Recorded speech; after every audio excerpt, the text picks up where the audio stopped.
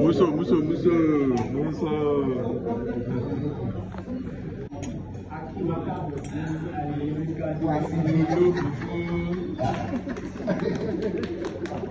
Ẹ̀yin dẹ́ fẹ́ràn lóòótọ́ ẹ máa bójú òwò ẹ máa fẹ́ràn yá pàtẹ́lú ẹ tó bá fẹ́ràn yín máa bójú àtẹ̀lú yìí.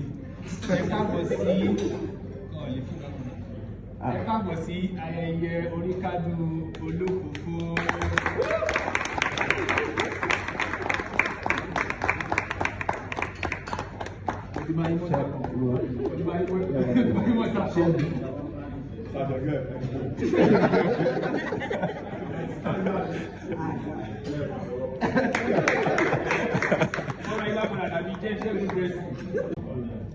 Ẹ káàárọ̀ gbogbo ilé o. Ẹ káàárọ̀.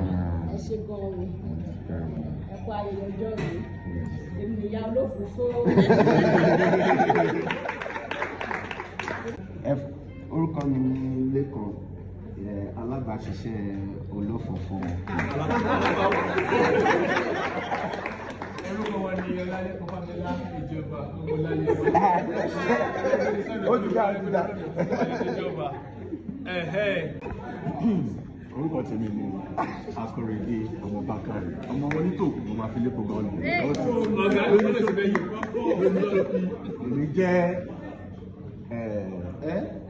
mo jẹ́ àbúrò, mo jẹ́ ọ̀rẹ́, mo tẹ̀ fi jẹ́ alábòójútó olófòfó Masoni.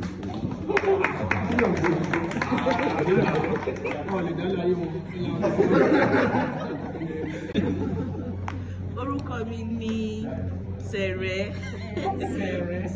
Mo jẹ́ olùbánirò àti alábàáṣiṣẹ́.